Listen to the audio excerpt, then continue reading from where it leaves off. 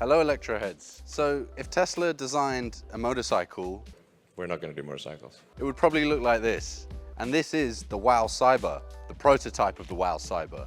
Now, you may have seen the Wow X in some of our earlier YouTube videos when we rode it down to Brighton.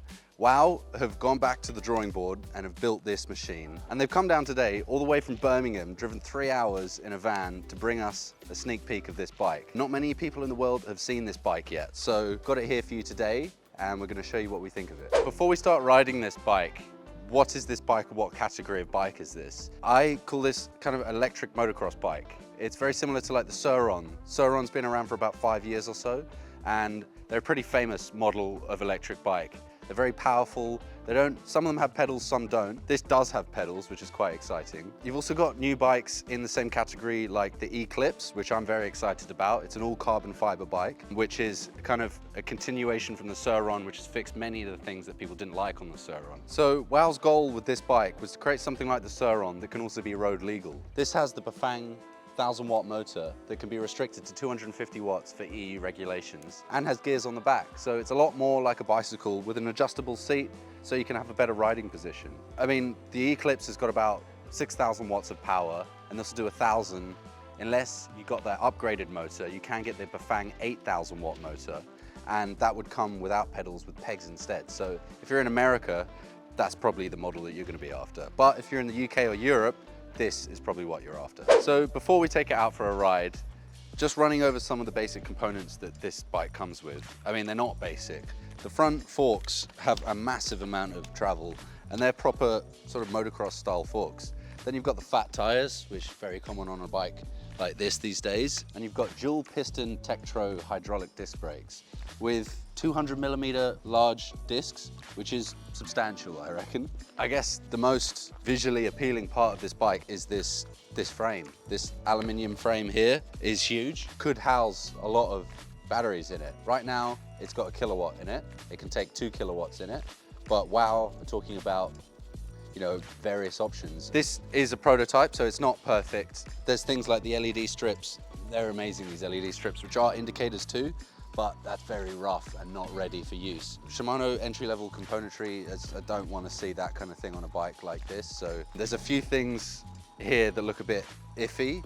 And I guess when I take this thing for a ride, we're really going to see if it's as good as it looks. Because, yeah, first looks, this thing looks amazing, but that doesn't say anything. So this isn't your usual Electroheads e-bike review, because this is still a prototype. They've basically brought us this bike, one of the first in the world to have seen the bike, and they want our feedback. And me and Cole have been riding e-bikes for many, many years around London. So if you want a real opinion on what we think of an e-bike, we're going to give you that today. So we have to keep in mind that this is a prototype. So a lot of my feedback on this bike is going to be on e-bike designs, and e-bike designs are going towards this kind of bike. So let's give it a try.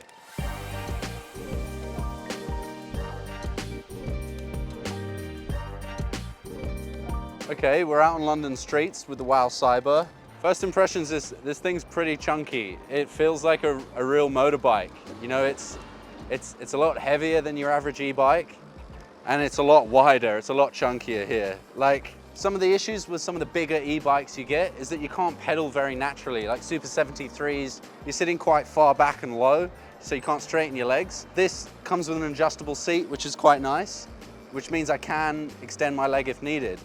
Although these big panels are kind of scraping on my knees. I mean, you could house 5 kilowatts of batteries in here. Currently there's only 2, so I don't see why this needs to be so big. So I think I'm gonna see if they can remove those. I think it's a good idea. This suspension is very bouncy. Seems like almost overkill for a bike like this. This is proper downhill suspension. So what this bike's aimed for, what kind of rider? I mean, you tell us where you would ride this kind of thing, whether it's your urban delivery person, not quite sure if it's for them. Last night I was looking at this bike online and they literally have one photo and you can't really tell much from that. Yeah, it's pretty exciting to be one of the first riders on this bike. On their website, there's nothing but photos. All I could see is it had a Bafang mid-drive motor, which got me pretty excited. I am in the market for something like this, and I thought that this would be my next bike, but really, I like it to be still like a bicycle so I can blend in the city. That's my use. This is a lot more like a motorcycle, so I do get a bit nervous whether the police are going to stop me or not, because I'm really in that middle ground. But with it limited to 250 watts, which they do for EU customers, it is totally legal. So you can have all the looks of a big motorcycle, but you can ride it at the age of 14 with no license, no MOT, no tax, no parking fines, all of that jazz. Riding through London, it's nice to be nimble. This is pretty nimble, but you know, I'm used to a normal bike, and the turning circle is limited as the forks hit the frame. But when you're at speed and you're banking, that doesn't matter too much. It's just when you're trying to get through those gaps with, you know, trying to get between a bus or jump up a curb, that lightweight agility really helps. This thing weighs 35 kilos, so it's not hugely heavy for what it is, but it does make it at that weight where day-to-day getting around gets a little bit trickier. And one of the coolest things about riding a bike like this in London is the reactions you get from the public. Like, just there, one lady just gave me the biggest screw face, like, "What are you doing, mate?" The very next guy gave me a massive thumbs up and was like, "Yeah, boys, you go for it." And then I rode this thing across London Bridge. It's turning heads everywhere. You know, this is proper Cybertruck technology. Yeah, wow. Wow. Wow. So the guys at WOW have said they're gonna offer this thing in 3 power settings. It comes with a Bafang mid-drive motor, which puts out 1.3 kilowatts of power, but for EU, they limit that to 250. So if you're on private land and you're in the EU, you could remove that limit. But if you're in America or somewhere with laws like that, you can just go for it. And then they said they'd also offer one with 8,000 watts of power. Apparently Bafang have an 8,000 watt motor, which I haven't seen yet.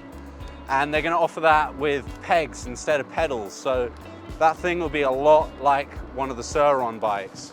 After riding this thing around for a few miles, one thing I found quite strange is there's no rear swing arm for the suspension. It looks like a double suspension bike. The front suspension's huge, but on the rear there's no suspension. So trying to work out why they've welded a rear arm on and not just made it all out of one piece of aluminium, or maybe they are going to stick a rear suspension system on the back, which would make this thing a lot more capable off-road. So, I mean, as it's a prototype, it's a chance for you viewers to put some input on the design of this, because wow, we're going to watch this video before it's finished being made. What do you think they should add to this bike to make it the perfect bike for your purpose? And what is your purpose for a bike like this?